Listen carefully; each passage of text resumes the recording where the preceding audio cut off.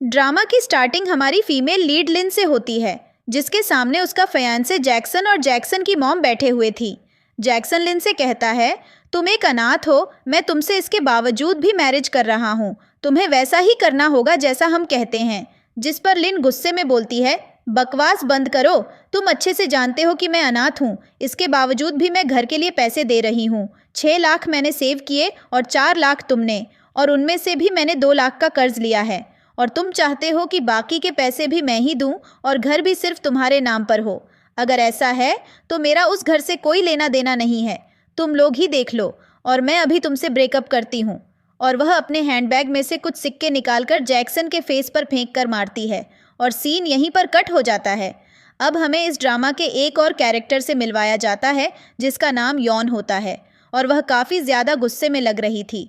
वह पार्क में थी और बोल रही थी, पता नहीं मुझे इस ब्लाइंड डेट पर क्यों भेजा जा रहा है, ऐसे तो मैं पागल हो जाऊंगी। वैसे भी मैं उस ओल्ड मैन के बारे में कुछ भी नहीं जानती, और उन्होंने मुझे ब्लाइंड डेट पर ऐसी घटिया जगह पर बुलाया है।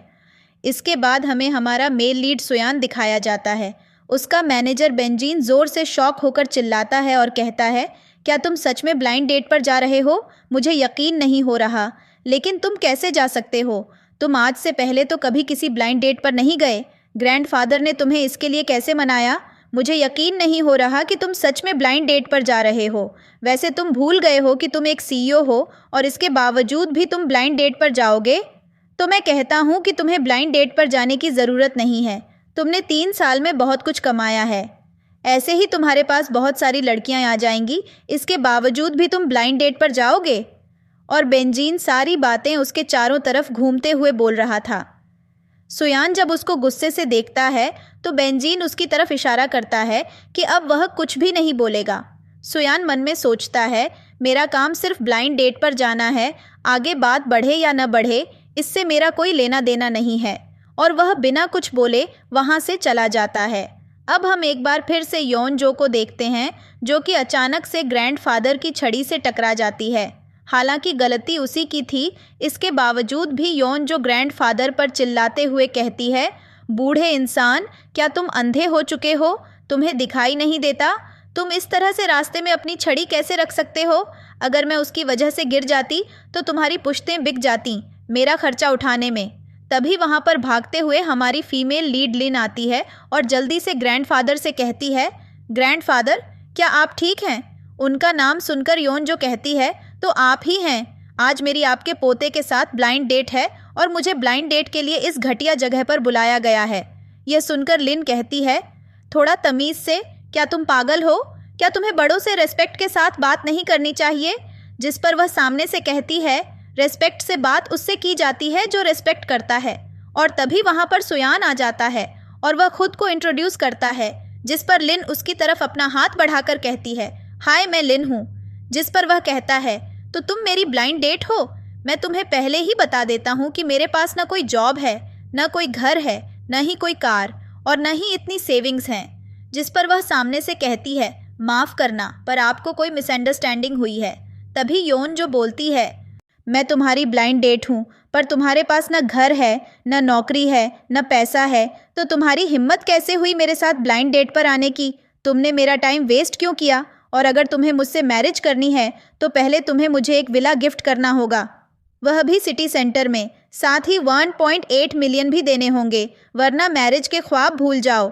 जिस पर सामने से सुयान कहता है, मिस, आपको कैसे लगता है कि मैं आपसे मैरिज करना चाहता हूँ? जिस पर वह गुस्से में कहती है, तो तुमने मेरा समय बर्बाद क्यों किया, बेवकूफ़ कहीं के, और वहाँ से चली जाती है।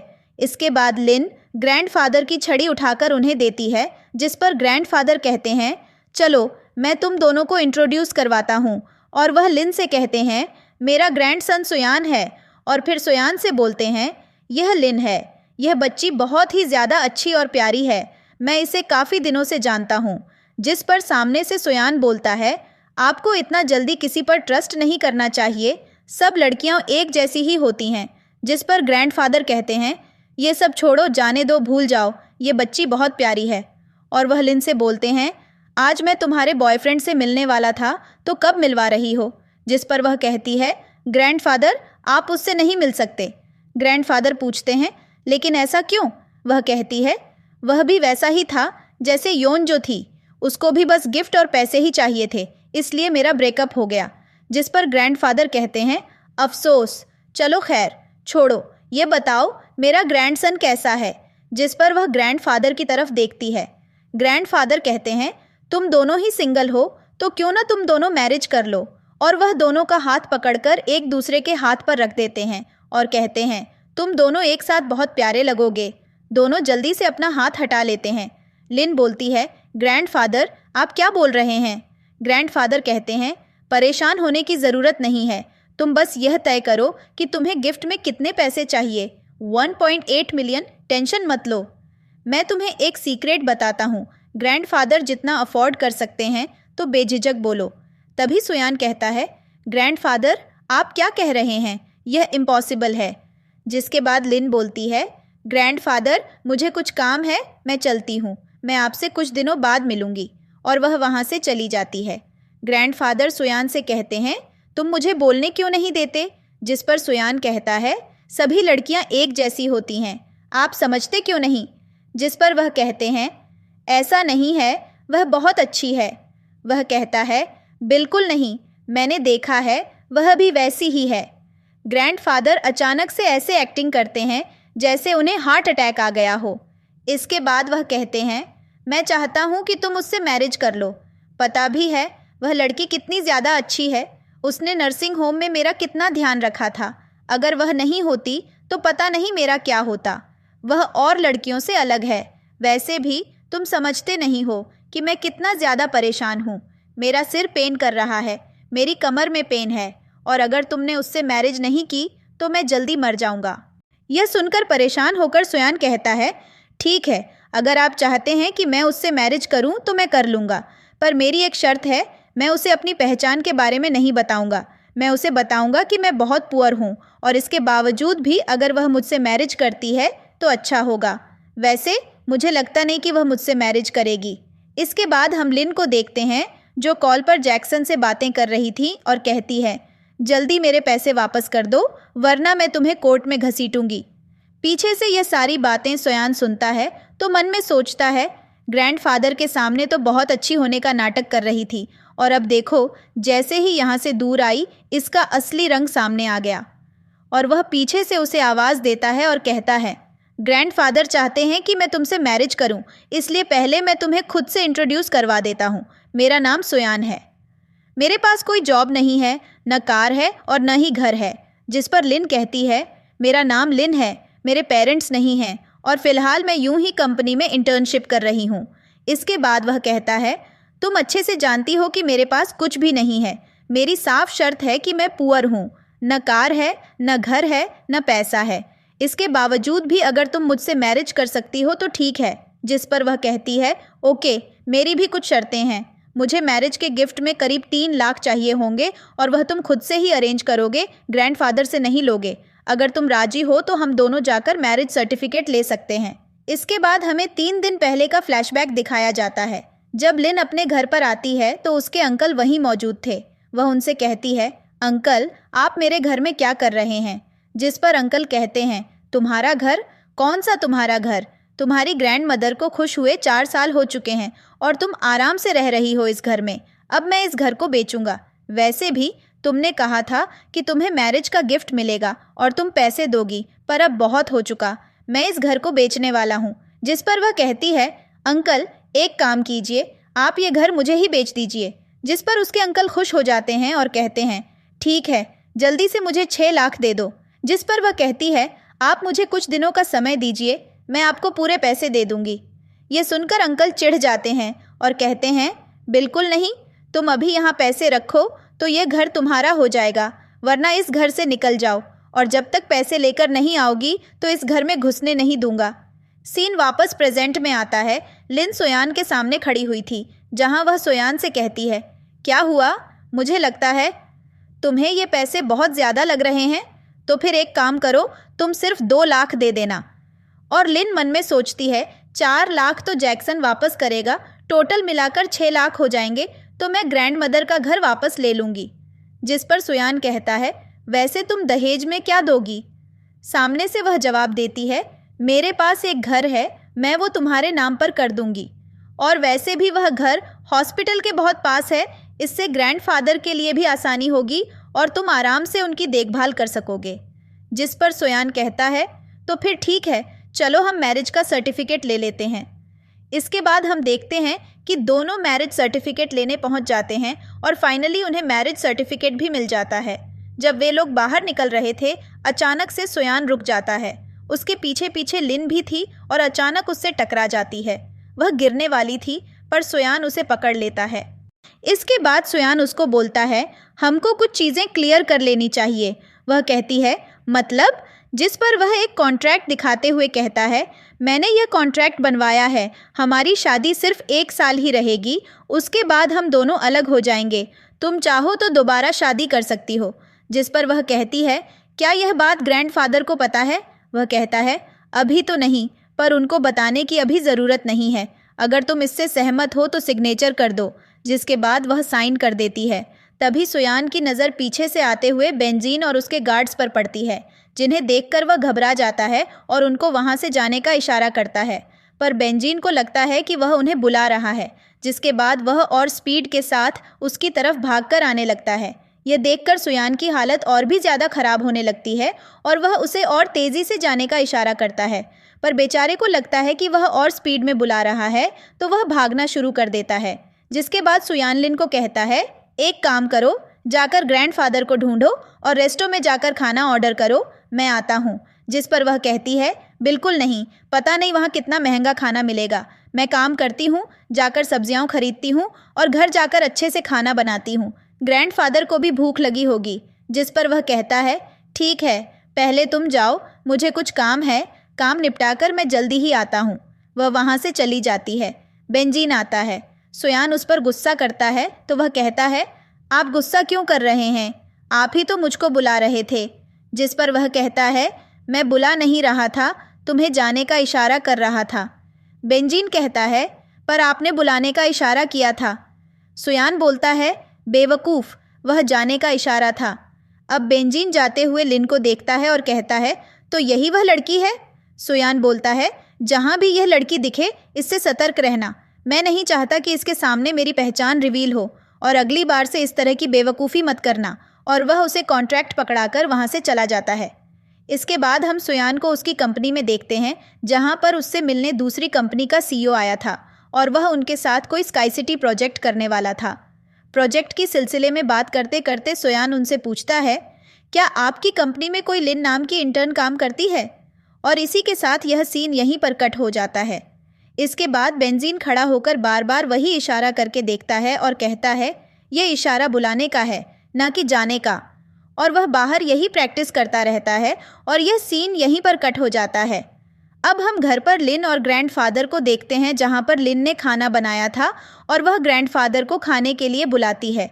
वह उनको ग्रैंडपा बुलाती है, जिस पर ग्रैंडफादर कहते हैं, क्या कहा तुमने? हमेशा तुम मुझे ग्रैंडफादर बोलती थी, आज तुमने ग्रैंडपा कहा है। यह सुनकर मुझे बहुत खुशी हुई। और उनके हाथ में मैरिज सर्टिफिकेट होता है और वे इस बात से बहुत ही ज़्यादा खुश होते हैं। वह ग्रैंडफादर को बैठने के लिए कहती है। बैठते हुए वह बोलते हैं, हम एक अच्छी फैमिली हैं, और उसके माथे पर प्यार से मारते हैं, जिस पर वह सर पर हाथ रखते हुए सोचती है कि जहाँ पर सोयान ने उससे कॉन्ट्रैक्ट साइन करवाया था। इसके बाद यहाँ पर सोयान भी आ जाता है। ग्रैंडफादर कहते हैं, अगर तुम आ गए हो तो चलो खाना खा लो। जिसके बाद वह भी खाना खाने बैठ जाता है। लिन सोयान से बोलती है, ग्रैंडफादर सहमत नहीं होने वाले, उन्हें नर्सिंग होम का माहौल ज़्यादा पसंद है। जिस पर ग्रैंडफादर कहते हैं, तुम्हें ये किसने बताया? मैं तो कभी भी वहाँ नहीं रहना चाहता था।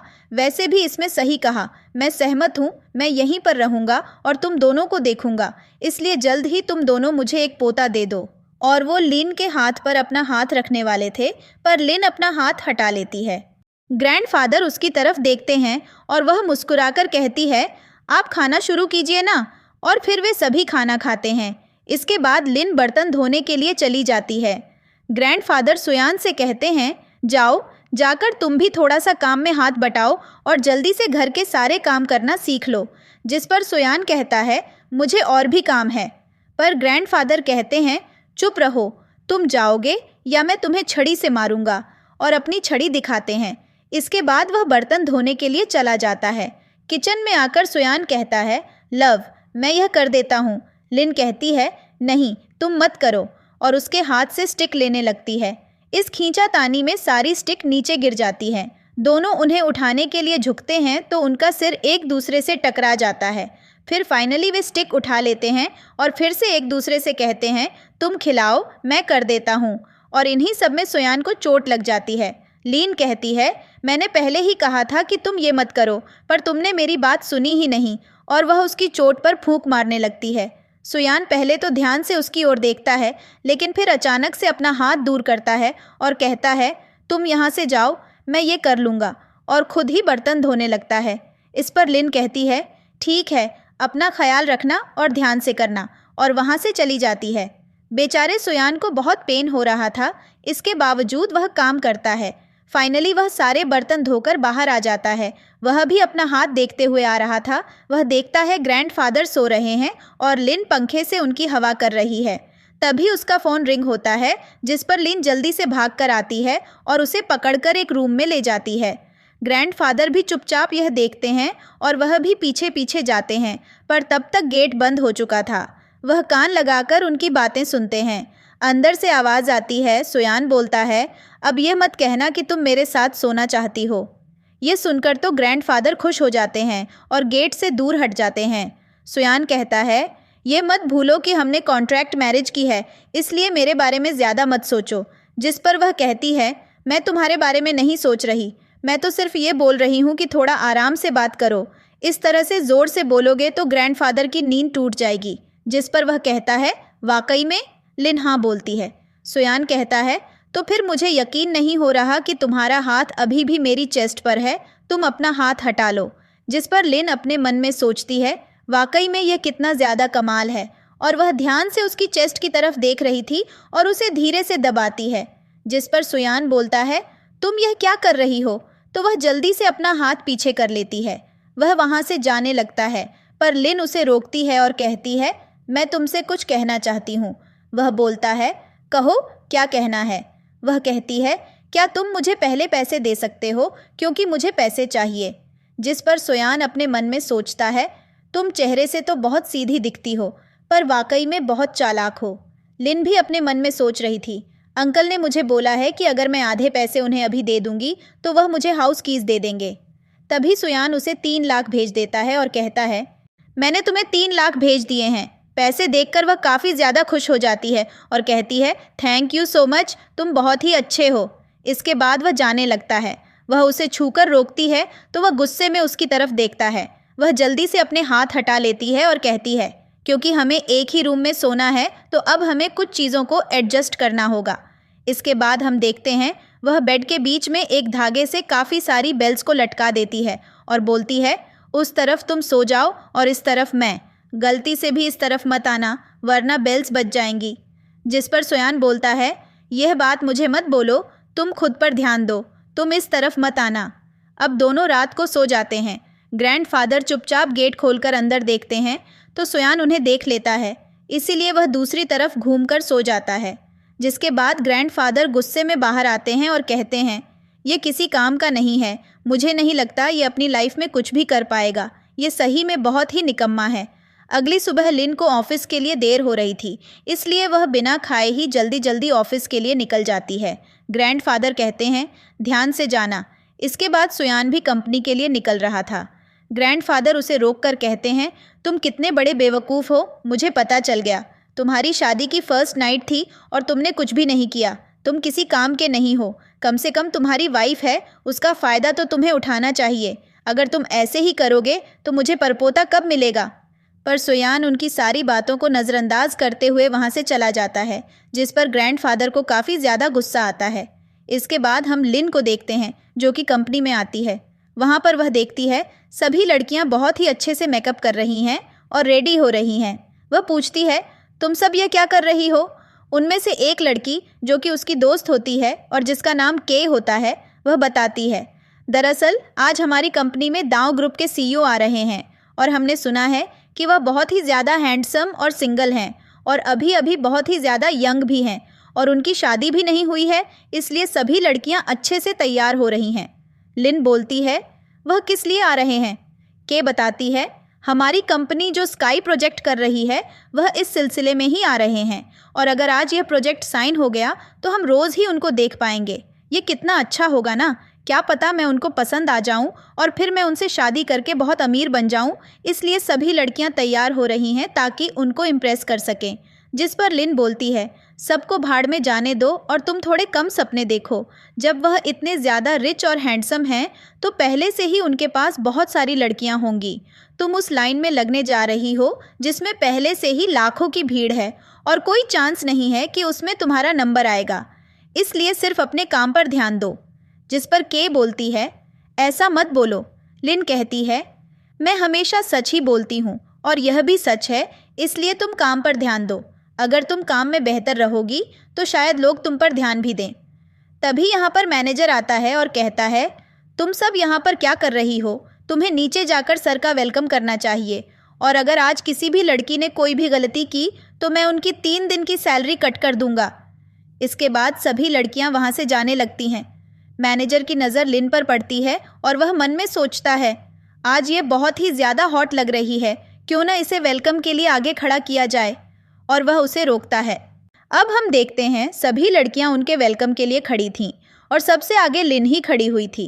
तभी यहाँ पर एक लड़की आती है और वह यह देखकर चिढ़ जाती है क्योंकि उसे ही वेलकम करना था। इसलिए वह कहती है, तुम क्या उनके करीब जाना चाहती हो जो इस तरह से उनका वेलकम करने के लिए खड़ी हो?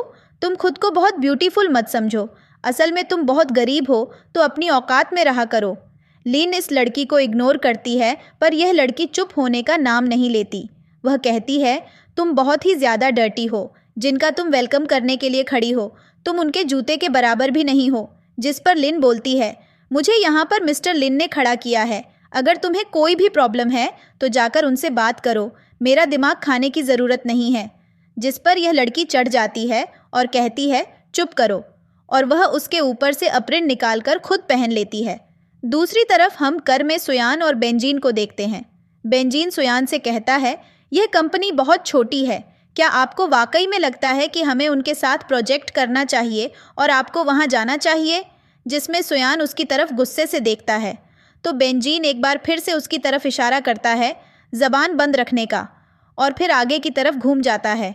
सुयान अपने मन में सोचता है, लिन तुम एक लालची औरत हो, इसलिए आज मैं तुम्हें अपनी सच्चाई से वाकिफ़ करा दूंगा। अब जैसे ही वह कंपनी में पहुंचता है और कार से बाहर आता है तो सभी जल्दी से उसकी तरफ भागते हैं। वह लड़की भी जल्दी से अपने ड्रेस को फाड़ लेती है ताकि वह और भी ज़्यादा हॉट लग सके और आगे ही पहुंच जाती है, पर मैनेजर तो उनको सुयान के पास भी जाने नहीं देता। लिन आगे जा पाती कि तभी उसके पास कॉल आती है और उसे पता चलता है कि ग्रैंडफादर की तबीयत खराब हो गई है। वह जल्दी से वहाँ से भाग जाती है। लिन को भागते हुए सुयान देख लेता है और वह मन में सोचता है, जब उसे पता चला कि यहाँ पर सीईओ आ रहे हैं तो अच्छे से तैयार हो गई, पर जब उसने देखा कि यह मैं हूँ तो वह पलटकर भाग गई। तुम कितनी ज़्यादा बुरी हो। इसके बाद हम लिन को हॉस्पिटल में देखते हैं जहाँ पर ग्रैंडफादर को हार्ट अटैक आया था। डॉक्टर बताते हैं, अब हमें सर्जरी करनी होगी। वह कहती है, डॉक्टर मैं पैसों का इंतज़ाम करती हूँ, आप सर्जरी शुरू कीजिए। अब हम सुयान को कंपनी में देखते हैं जहाँ पर वह मैनेजर से बात कर रहा था। मैनेजर कहता है, आपको हमारी तरफ से कोई भी दिक्कत नहीं आएगी, हम सारे काम परफेक्ट तरीके से करके देंगे, हमारे पास बहुत सारे और अच्छे डिज़ाइन हैं। जिस पर वह कहता है, मुझे आपका सिर्फ एक सबसे बेहतरीन डिज़ाइन चाहिए, उसके बाद ही हम डील साइन करेंगे। तभी यहाँ पर बेंजीन आता है और कहता है, ग्रैंडफादर को हार्ट अटैक आया है, वह हॉस्पिटल में है। जिसके बाद सुयान जल्दी से भागकर हॉस्पिटल में आता है। वह देखता है कि नर्स एक डेड बॉडी लेकर आ रही है। वह जल्दी से उनके सामने झुक जाता है।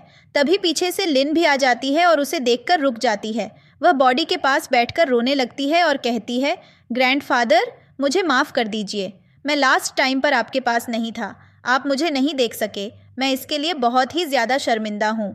और वह माफ़ी मांग रहा था।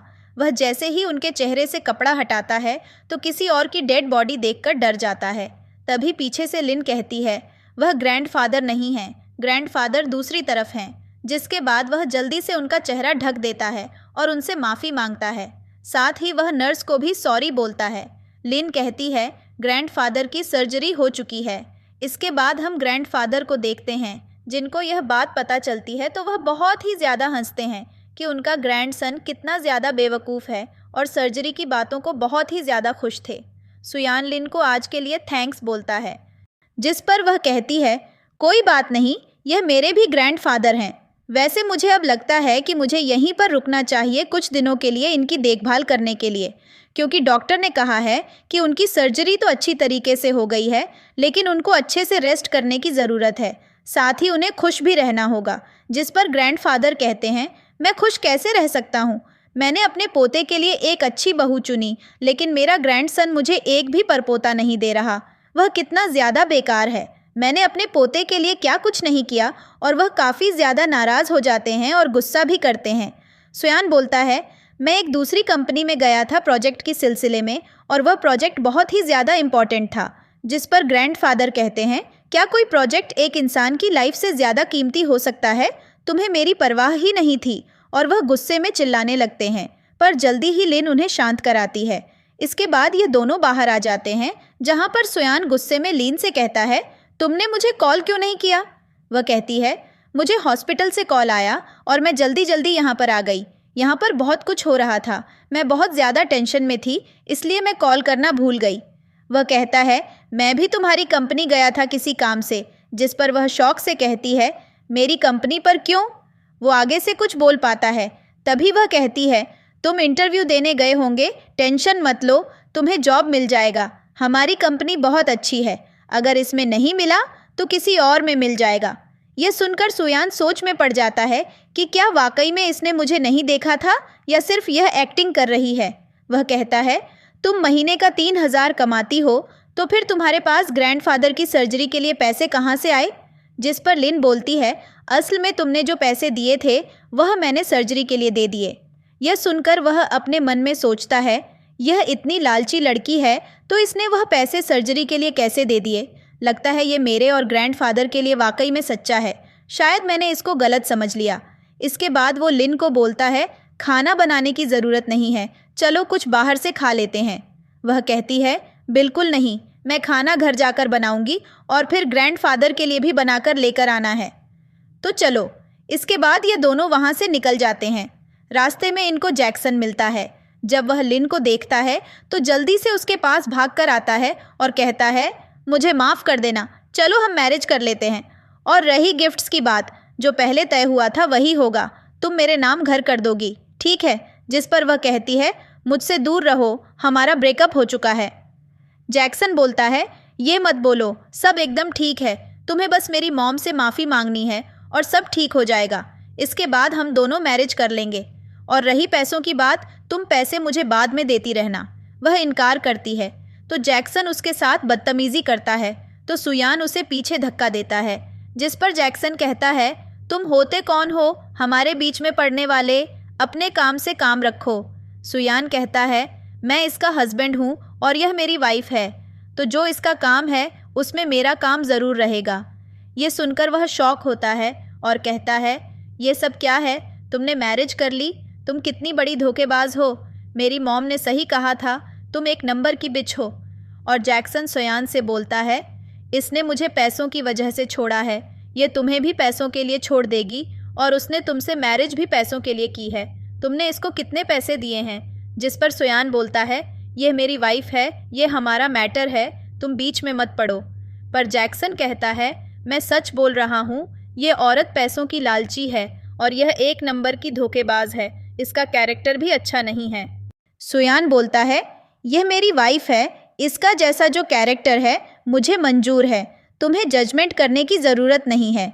जैक्सन कहता है, अगर इसको तुमसे अमीर आदमी मिला तो यह तुम्हें भी छोड़ देगी। सुयान बोलता है, मुझे फ़र्क नहीं पड़ता। इस पर लिन जैक्सन से बोलती है, बस करो, कितना झूठ बोलोगे, अब तो हद ही हो गई। जैक्सन कहता है, मैं तुम्हें छोड़ूंगा नहीं, तुम सच में एक डिफरेंट हो। गुस्से में वह वहाँ से चला जाता है। लिन सुयान से कुछ बोलने वाली थी, तभी वह वहाँ से चला जाता है। ये दोनों घर पर आ जाते हैं।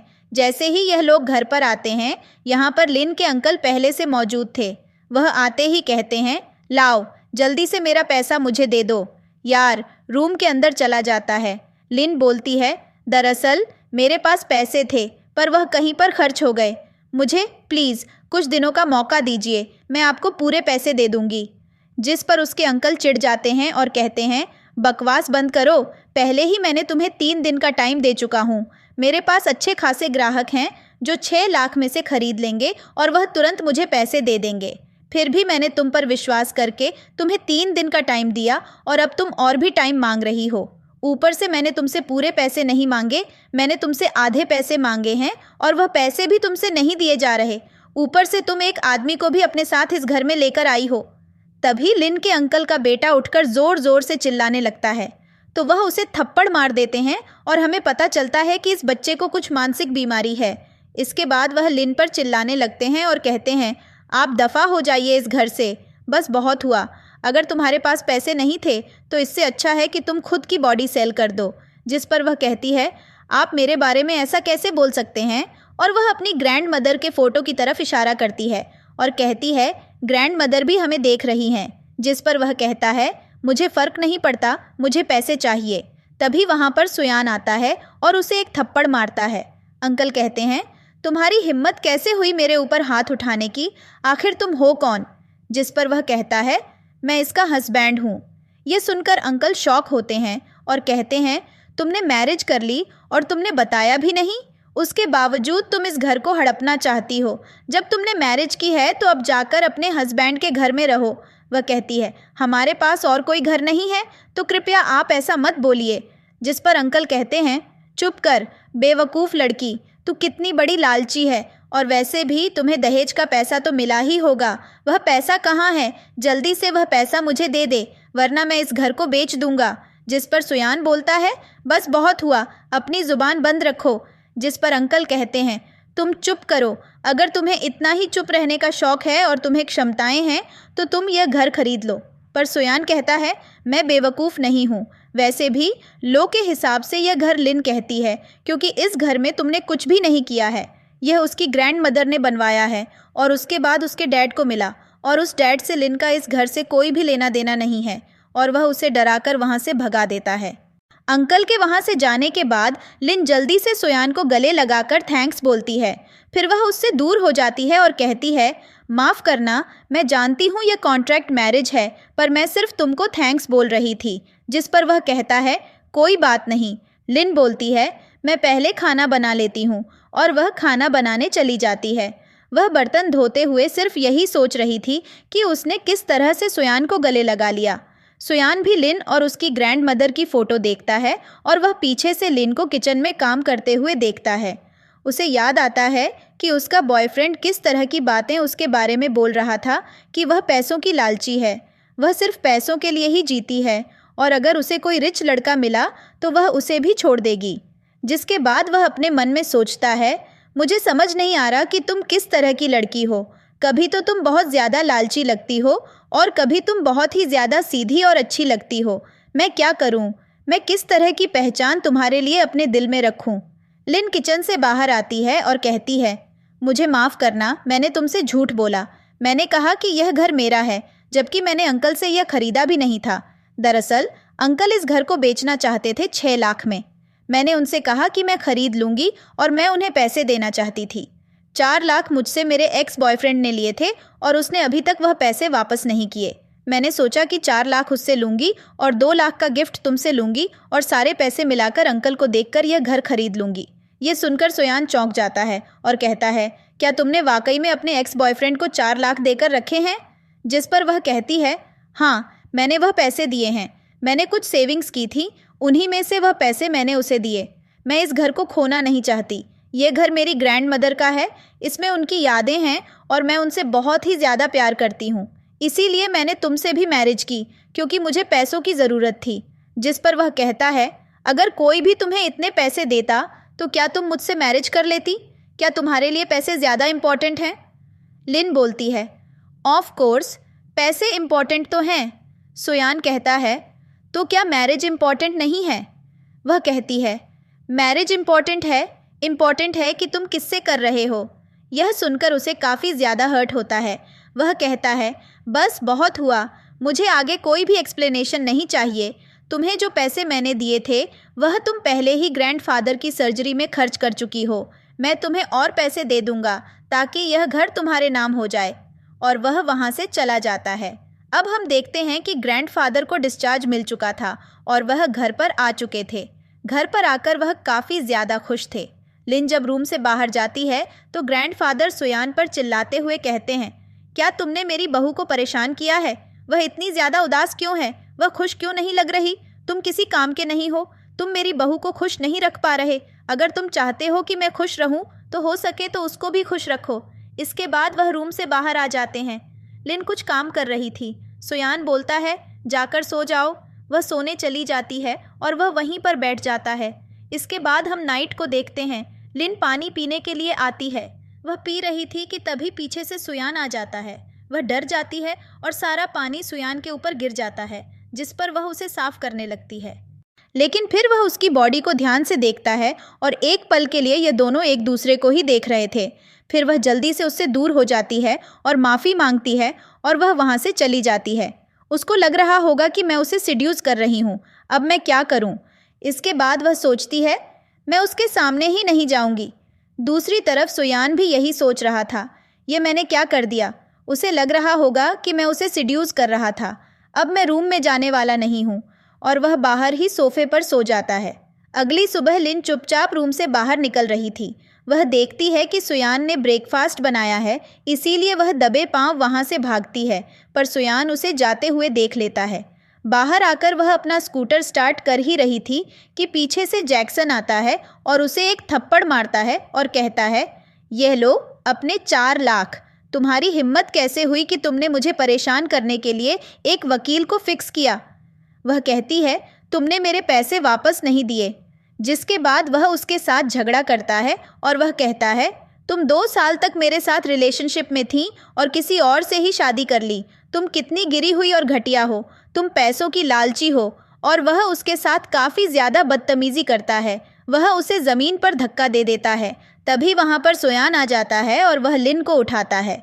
जैक्सन आता है और कहता है, लालची औरत, तुम एक बिच हो, तुम बहुत बुरी हो। पर तभी सुयान को बहुत ज़्यादा गुस्सा आता है और वह उसका हाथ पकड़कर मोड़ देता है और उसे किक मारता है। लिन उसे ऐसा करने से रोकती है और कहती है, ऐसा मत करो, जाने दो, यहाँ पर कैमरा लगे हैं, हम पुलिस को कॉल करते हैं, पुलिस इसको अरेस्ट कर लेगी। जिस पर सुयान कैमरे की तरफ देखता है और जैक्सन को खींचकर साइड में ले जाता है और बहुत ही ज़्यादा मारता है। इसके बाद लिन उसे ले आती है और कहती है, तुम ये क्या कर रहे थे? ऐसे तो वो तुम्हें पुलिस से अरेस्ट करा देगा। सुयान बोलता है, मैं बर्दाश्त नहीं करूँगा कि कोई तुम पर हाथ उठाए। तुम मेरी वाइफ हो और मैं तुम्हें प्रोटेक्ट करूँगा। जिस पर वह बोलती है, मैं चेंज करके आती हूँ, मुझे ऑफिस भी जाना है। इसके बाद लिन ऑफिस आ जाती है। उसे वहीं लड़की मिलती है। इस लड़की का नाम टीना होता है। टीना लिन से बोलती है, यह ऑफिस है, तुम्हारा घर नहीं। हमेशा लेट आती हो और जल्दी चली जाती हो। पता नहीं खुद को इस कंपनी की ओनर समझती हो क्या? लिन बोलती है, स्काई प्रोजेक्ट का क्या हुआ है?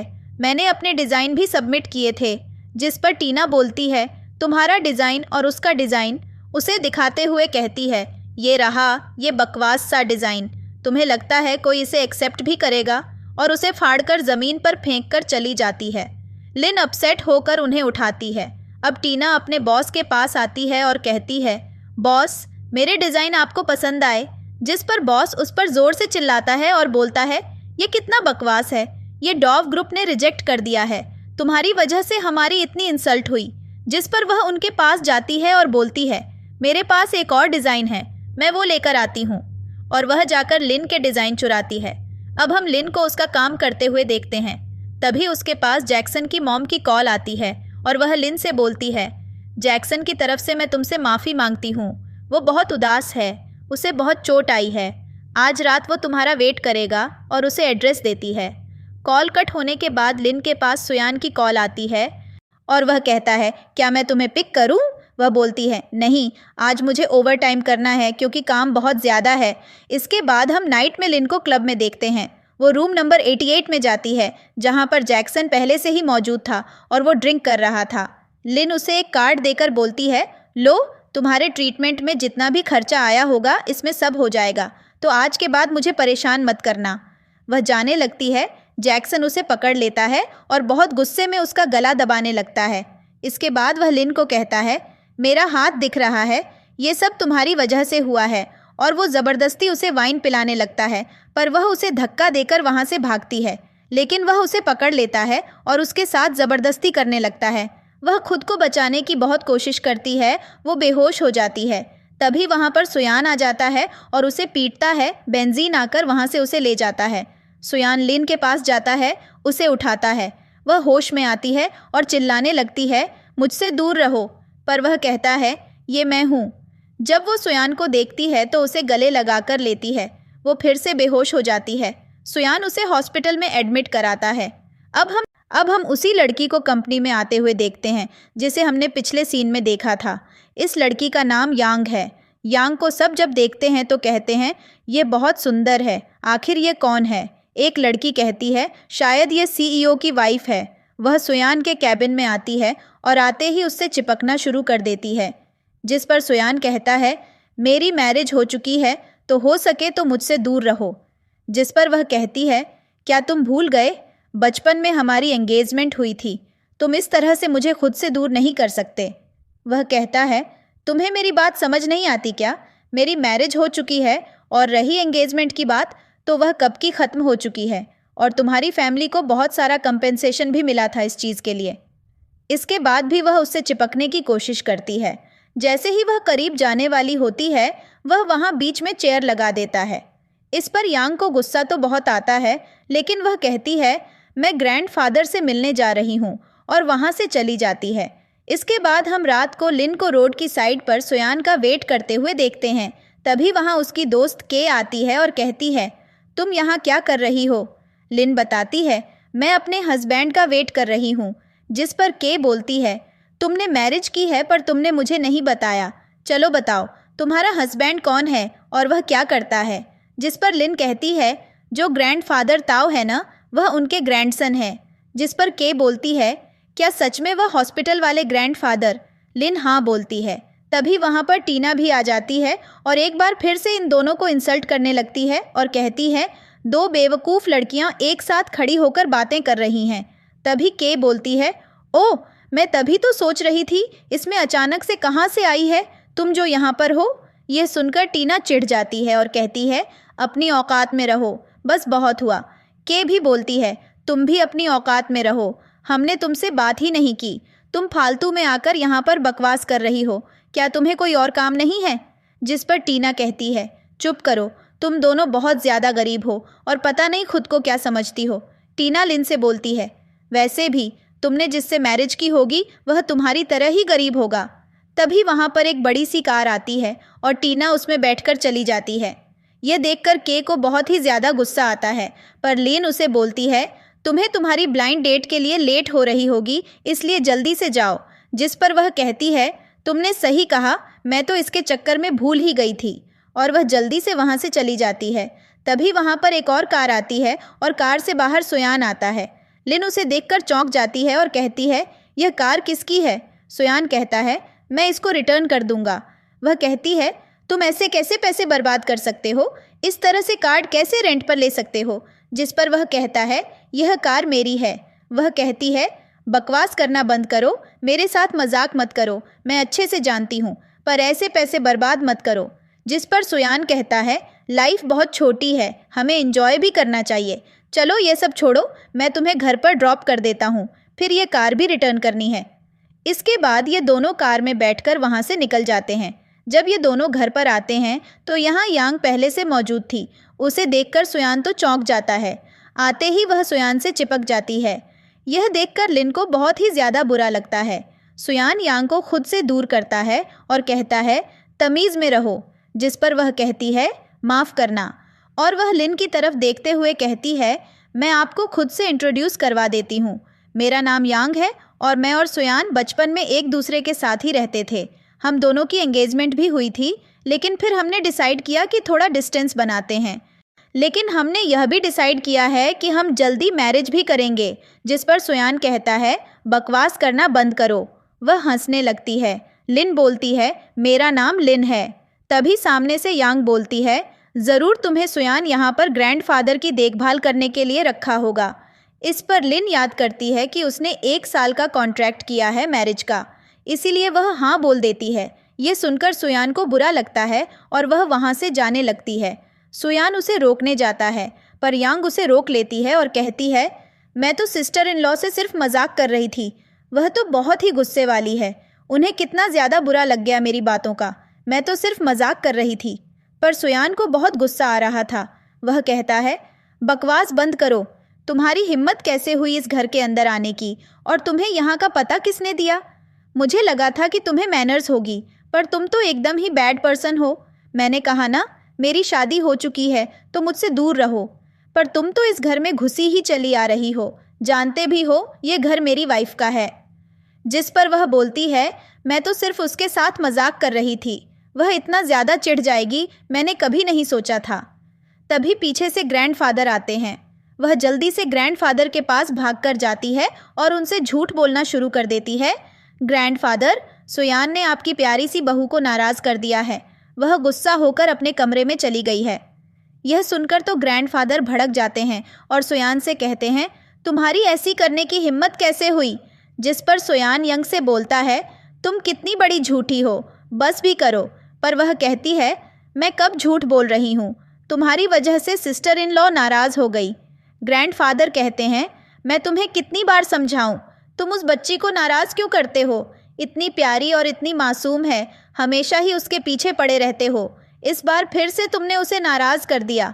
पता नहीं उस बच्ची को बुली करने में तुम्हें क्या मज़ा आता है। अगर तुमने उसे मनाया नहीं तो मैं स्टिक से तुम्हारी टांगें तोड़ दूंगा और इतना ज़्यादा मारूंगा कि कभी तुम चल नहीं पाओगे। जल्दी जाकर उसे मनाओ। और डांट कर उसको वहाँ से भेज देते हैं। अब हम लिन को सोते हुए देखते हैं। वह जैसे ही लेटती है उसे सुयान की याद आती है। वह दूसरी तरफ करवट लेती है तो उसे याद आता है कि किस तरह से सुयान ने उसे प्रोटेक्ट किया था। इसके बाद वह उठकर बैठ जाती है। फिर से उसे सुयान याद आता है कि किस तरह से उसने क्लब में उसको बचाया था। जिसके बाद वह कहती है, पता नहीं मुझे उसकी याद क्यों आ रही है। क्या मैं पागल हो रही हूँ? हे भगवान। और वह सो जाती है। फिर उसे सपना दिखाई देता है जिसमें वह पानी पीने के लिए जाती है, लेकिन वह सोफे पर सोए हुए सुयान पर गिर जाती है। जिसके बाद उठने की कोशिश करती है, पर सुयान कहता है, आज मैं तुम्हें नहीं जाने दूंगा। आज रात के लिए तुम मेरी हो, क्योंकि तुम मेरी पत्नी हो। तभी रूम में सुयान आता है। लिन ने बहुत ही कसकर तकिए को पकड़ा हुआ था। वह तकिए को हटाता है, उसे ब्लैंकेट ओढ़ाकर जाने लगता है, पर वह उसका हाथ पकड़ लेती है और कहती है, मत जाओ, मेरे पास ही रुको, और उसे वहीं पर बैठा लेती है। वह भी बैठ जाता है और उसे सुलाने लगता है। अगली सुबह हम देखते हैं, जब लिन की आंखें खुलती हैं तो वह सुयान के पास सोई हुई थी। वह जल्दी से उठ जाती है और सबसे पहले अपने कपड़े चेक करती है और फिर कहती है, इसका मतलब वह सपना नहीं था, यह सब सच था। मैं सच में रात को इसके साथ सोई थी। सुयान भी उठ जाता है और वह उसे अपनी तरफ खींच लेता है। इसके बाद हम सुयान को रोड पर देखते हैं। बेंजीन वहाँ पर आता है और कहता है, लो सर, मैं आ गया आपको पिक करने के लिए। चलो जल्दी, हमें कंपनी जाना है। पर जैसे ही सुयान लिन को आते हुए देखता है तो बेंजीन को साइड में धक्का दे देता है। लिन सुयान से कहती है, चलो तुम्हें ड्रॉप कर देती हूँ तुम्हारे काम पर। वह कहता है, मैं चला जाऊँगा। जिस पर लिन बोलती है, ज़्यादा बकवास मत करो, बोला ना मैं तुम्हें ड्रॉप कर दूँगी। पता नहीं तुम्हें कितना पैसा खर्च करने की आदत है। वैसे एक बात बोलूं, जितना हम दोनों कमाते हैं उससे हम ये इलेक्ट्रिक स्कूटर ही अफोर्ड कर सकते हैं, कोई कार नहीं। इसलिए चुपचाप बैठ जाओ। और वह ज़बरदस्ती उसे स्कूटर पर बैठा लेती है। बेंजीन दूर से यह सब देख रहा था और इसकी वीडियो बनाने लगता है, लेकिन जाते जाते सुयान उसे देख लेता है। अब हम सुयान को स्कूटर चलाते हुए देखते हैं और वह पार्किंग में बहुत ही स्पीड के साथ स्कूटर लेकर आता है, पर सिक्योरिटी गार्ड उसके पीछे भाग रहा था। जैसे ही वह स्कूटर रोकता है तो सिक्योरिटी गार्ड आकर चिल्लाना शुरू कर देता है, क्या तुम्हें आवाज़ नहीं सुनाई दे रही? तुम पागल हो चुके हो क्या? इस तरह से तुम पार्किंग में कैसे आ सकते हो? तभी लिन बोलती है, हमें माफ़ करिएगा, ये यहीं पर काम करता है। पर वह कहता है, बिल्कुल नहीं, इसको मैनर्स नहीं है क्या? मैं पीछे से रोक रहा हूँ पर स्कूटर चलाकर ला रहे हो, बेवकूफ़ कहीं के। अब चलो जल्दी से हेलमेट निकालो। तभी वहाँ पर पीछे से यंग भागते हुए आती है और कहती है, क्या तुम पागल हो चुकी हो? तुम जानते भी हो ये कौन है? ये दाव ग्रुप से है और इस तरह से इनसे बदतमीज़ी मत करो। जिस पर वह कहता है, यह आप क्या बोल रही हैं? एक रिच पर्सन इस तरह का इलेक्ट्रिक स्कूटर लेकर क्यों घूमेगा? यह तो गरीब लोग रखते हैं। वह कहती है, तुम चुप करो। लिन यंग से पूछती है, क्या तुम भी यहीं पर काम करती हो? जिस पर वह कहती है, बिल्कुल नहीं, मैं तो यहाँ पर सुयान के साथ बातें करने आई हूँ, उससे मिलने आई हूँ और मैं उसके साथ गेम खेलूंगी। इसके बाद सुयान लिन को उसकी कंपनी में ड्रॉप करता है। वह उसे छोड़कर चला जाता है। तभी वहाँ पर के आती है और वह पीछे से सुयान को देखती है और कहती है, ये तो दिखने में बहुत हैंडसम है। और फिर उसे दाओ ग्रुप के सीईओ की याद आती है। वह कहती है, ये दिखने में दाओ ग्रुप के सीईओ जैसा है, कहीं यह वही तो नहीं? जिस पर लिन बोलती है, यह तुम क्या कह रही हो? मेरा हस्बैंड एक सेल्स बॉय है, वह दाओ ग्रुप का सीईओ नहीं है। वैसे भी वह इतना अमीर कैसे हो सकता है? मैं उसे बहुत अच्छे से जानती हूँ और वैसे भी अमीरी से क्या ही लेना देना, वह दिल का बहुत साफ है। इस पर वहाँ पर दो महिलाएं आ जाती हैं और उन दोनों को ज्ञान देने लगती हैं। दिल का साफ होने से कुछ नहीं होता। मैरिज के 2-3 साल बाद तुम्हें यकीन होगा हमारी बातों पर कि पैसा बहुत इम्पोर्टेंट है। शक्ल सूरत काम नहीं आती, पैसे से ही ज़िंदगी जी जाती है। इसलिए अगर मैरिज करनी हो तो देखना पड़ता है कि लड़का अमीर है या नहीं। हमें ही देख लो, हमें भी एहसास हो रहा है। इसलिए हम तुम्हें सलाह दे रहे हैं कि अगर मैरिज करो तो अमीर लड़के से ही करो। वैसे तुम तो कर चुकी हो, इसलिए। और फिरके की तरफ देखते हुए कहती है, तुम कोई अमीर लड़का ही ढूंढना अपने लिए, वरना बाद में बहुत दिक्कतें आएंगी। और वैसे भी लड़का जितना ज़्यादा सुंदर होता है वह 10 जगह उतना ही मुंह मारता है। जब तुम्हें बुढ़ापा आएगा तो तुम्हें एहसास होगा कि सुंदरता बुढ़ापे में बदल जाती है और पैसा ही आगे काम आता है। इसके बाद हम सुयान को पार्किंग में देखते हैं जहां वह अपना स्कूटर पार्क कर रहा था। तभी उसका छोटा भाई टैंक आता है। टैंक कहता है, भाई ये सब क्या है? तुम इस कंपनी के सीईओ हो, इतने अमीर हो, इतने हैंडसम हो, फिर भी तुम इलेक्ट्रिक स्कूटर चला रहे हो। चलो ठीक है, स्कूटर का मान लिया जाए, पर पिंक कलर का स्कूटर। तुम्हें और कोई रंग नहीं मिला क्या? तुम अपनी इज्जत का फलूदा क्यों बना रहे हो और इसे पार्किंग में लाकर ऐसे खड़ा किया है जैसे यह कोई BMW कार हो? जिस पर सुयान कहता है, बकवास करना बंद करो, तुम यहाँ पर क्या कर रहे हो? टैंक कहता है, मैंने सुना है तुमने मैरिज की है, इसलिए मैं अपनी सिस्टर इन लॉ से मिलने आया हूँ। मैं उन्हें देखने आया हूँ कि वह कैसी हैं। हाँ, और मैं जानता हूँ कि वह बहुत ही अमीर, खूबसूरत और अच्छे दिल की होंगी, लेकिन फिर भी मैं उनसे मिलना चाहता हूँ। इसके बाद हम सुयान और टैंक को ऑफिस में देखते हैं जहाँ सुयान टैंक से कहता है, तुम लड़कियों को पटाने में बहुत ही माहिर हो, मैंने सुना है। जिस पर टैंक बोलता है, तुमने बिल्कुल सही सुना है। मैंने करीब 5, 6, 7, 8, 9 लड़कियों को डेट किया है और मैं बहुत ही स्मार्ट हूँ। मैं लड़कियों को अपनी उंगलियों पर नचाता हूँ। मैं हर रोज़ एक गर्लफ्रेंड बदलता हूँ। जिस पर सुयान कहता है, तो फिर तुम्हें यह भी पता होगा कि अगर किसी लड़की से कुछ छिपाना हो तो उसे कैसे बताया जाता है। जिस पर टैंक कहता है, क्या मतलब? सुयान बोलता है, मेरा एक दोस्त है, उसने अपनी वाइफ से कुछ छिपाया और अब उसे बताना चाहता है, पर उसे समझ नहीं आ रहा कि कहाँ से शुरू करे। टैंक पास आकर कहता है, कहीं यह सिस्टर इन लॉ से जुड़ा हुआ तो नहीं है? जिस पर सुयान कहता है, नहीं नहीं, बिल्कुल नहीं। तभी बेंजीन आ जाता है। सुयान बेंजीन से कहता है, मुझे वह प्लान पसंद आया है और वह डिज़ाइन भी बहुत अच्छा है, तो उसे कंपनी को इन्फॉर्म कर दो। मैं उनके साथ काम करने के लिए तैयार हूँ। इसके बाद हम लिन को उसकी कंपनी में देखते हैं। जैसे ही वह आती है तो के खुश होकर कहती है, तुम्हें बॉस ने क्यों बुलाया था? जिस पर लिन बोलती है, दरअसल मेरा प्रोजेक्ट चुन लिया गया है। यह सुनकर वे दोनों खुश हो जाती हैं, लेकिन वहाँ बैठी बाकी लड़कियाँ आपस में बातें करने लगती हैं। यह सब क्या बकवास है? एक इंटर्न का प्रोजेक्ट कैसे चुना जा सकता है? फिर तो हम सब यहाँ बेवजह काम कर रहे हैं। लगता है इस लड़की का बॉस के साथ कुछ चक्कर है, तभी बॉस इस पर इतना मेहरबान है। ये सारी बातें सुनकर लिन और के दोनों को बुरा लगता है। इस पर लिन बोलती है, तुम सब क्या बकवास कर रही हो? जिस पर एक औरत कहती है, हम सिर्फ मजाक कर रहे हैं। के गुस्से में बोलती है, तुम सब मजाक कर रही हो? ये तो बहुत अच्छी बात है। वैसे कल रात मैंने तुम्हें क्लब में किसी और आदमी के साथ देखा था। यह सुनकर वह औरत ज़ोर से चिल्लाकर कहती है, तुम क्या बकवास कर रही हो? तभी के कहती है, मैं तो सिर्फ मजाक कर रही हूँ, क्या हुआ? मजाक इतना बुरा क्यों लग गया? इस पर वह औरत के ऊपर चिल्लाना शुरू करती है और कहती है, तुम दोनों बहुत बकवास हो। तुम दोनों पता नहीं खुद को क्या समझती हो, पर तुम हो बहुत ही घटिया लड़कियाँ। तभी एक और औरत वहाँ आती है और कहती है, लिन कौन है? जल्दी से वह औरत लिन की तरफ इशारा कर देती है। तभी वह महिला लिन के ऊपर हाथ उठाती है, लेकिन घुमाकर दूसरी औरत को ही थप्पड़ मार देती है और कहती है, तुम्हारी हिम्मत कैसे हुई मेरे हस्बैंड के बारे में ऐसा बोलने की।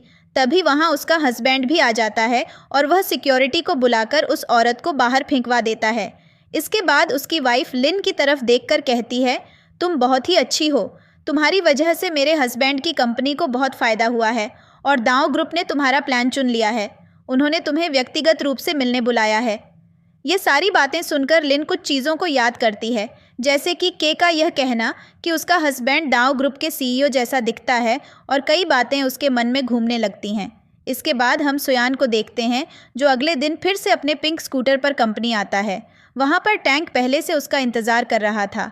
कंपनी में लिन भी आती है और बेंजीन छिपकर उसे देख रहा होता है और वह वॉकी टॉकी के द्वारा सारी जानकारी सुयान को दे रहा था। सुयाना पार्किंग में अच्छे से तैयार होता है और उसकी योजना थी कि आज वह इस तरह से अपनी वाइफ के सामने जाएगा, लेकिन उसका प्लान फेल हो जाता है जब वह दूसरी लिफ्ट में आता है और लिन दूसरी लिफ्ट से चली जाती है। वह जाकर वाइस प्रेसिडेंट से मिलती है। वाइस प्रेसिडेंट उसके साथ बहुत ही अच्छे से पेश आता है। साथ ही वह उसे यह भी बताता है कि हमारे जो सीईओ हैं उनकी मैरिज हो चुकी है क्योंकि। इसके बाद वह लिन से उसके बारे में पूछते हैं। वह बताती है कि मेरी भी मैरिज हो चुकी है। जब वह अपने हस्बैंड का नाम बताती है तो प्रेसिडेंट कहते हैं, कमाल की बात है, सीईओ का सरनेम भी यही है और तुम्हारे हस्बैंड का सरनेम भी यही है। यह सुनकर लिन को काफ़ी ज़्यादा अजीब लगता है और उसको शक होने लगता है। बेचारी का प्लान पूरी तरह से फेल हो चुका था, इसीलिए उसका दिमाग पूरी तरह से घुमा हुआ था। इसीलिए वह बेंजीन पर काफ़ी ज़्यादा चिल्लाता है। इसके बाद वह एक मीटिंग में जाता है जहां पर यंग पहले से मौजूद थी और वह फिर से इसको परेशान करने लगती है। वह मीटिंग के बीच में से बहुत ज़्यादा चिपक रही थी। ये बहुत ही ज़्यादा इरिटेट हो जाता है, इसलिए कहता है, बस बहुत हुआ, तुम्हें कितनी बार समझाया है मुझसे दूर रहो, पर तुमसे रहा क्यों नहीं जाता। मैं अब शादीशुदा हूँ, तुम्हें शर्म नहीं आती क्या? मेरे पीछे पागलों की तरह क्यों पड़ी हो? वह कहती है, मैं तो सिर्फ प्रोजेक्ट के बारे में बात कर रही थी। सुयान कहता है, इस तरीके से कौन प्रोजेक्ट के बारे में बात करता है? खुद का तो तुम्हारा दिमाग खराब है ही, मेरा भी दिमाग खराब करती हो। और वह वहाँ से चला जाता है।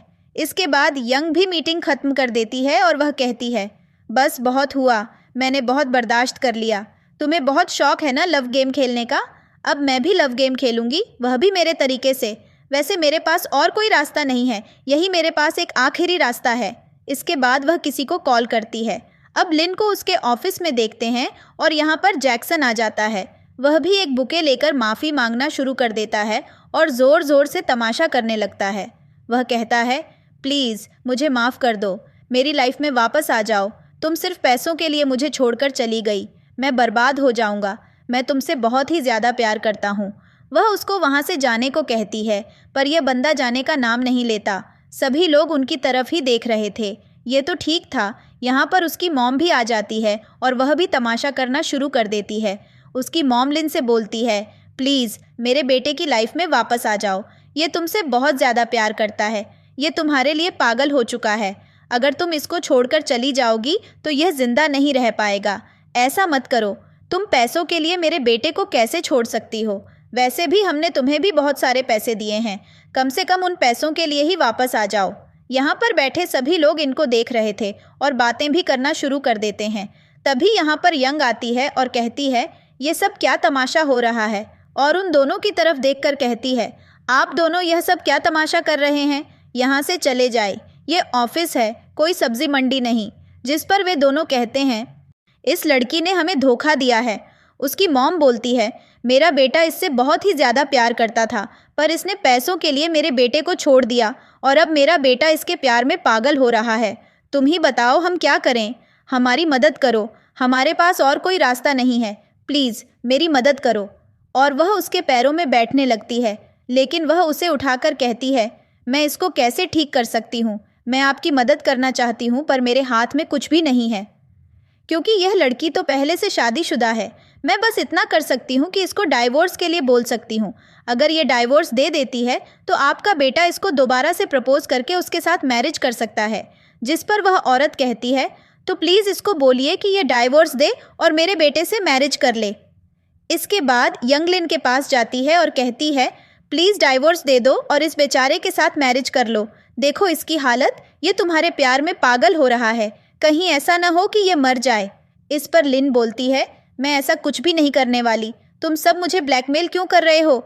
जिस पर वह औरत ज़ोर ज़ोर से चिल्लाने लगती है, यह लड़की इतनी बड़ी झूठी है, इसने मेरे बेटे से 10 मिलियन लिए हैं और पता नहीं क्या क्या झूठ बोलती है। उसके बारे में यंग बोलती है, सिस्टर इन लॉ, मैं जानती हूँ तुम मेरे भाई से बहुत प्यार करती हो, पर यह भी तो तुमसे प्यार करता है ना? जिसके बाद जैक्सन लिन का हाथ पकड़ लेता है और कहता है, प्लीज़ मेरी लाइफ में वापस आ जाओ, ऐसा मत करो, अपने हस्बैंड को डाइवोर्स दे दो। जिस पर वह कहती है, ठीक है, तुम्हें इतनी दिक्कत है ना, मैं अपने हस्बैंड को ही बुला लेती हूँ। और वह उसको कॉल करती है। जैसे ही जैक्सन उसका नाम सुनता है तो बहुत ही ज़्यादा घबरा जाता है। वह ज़मीन पर बैठ जाता है और कहता है, ऐसा मत करो। और उसको वही पिटाई याद आती है जो उसे उस समय सुयान ने की थी। इसके बाद जैक्सन की मॉम कहती है, यह लड़की मेरे बेटे को मारना चाहती है और वह जंगली आदमी भी।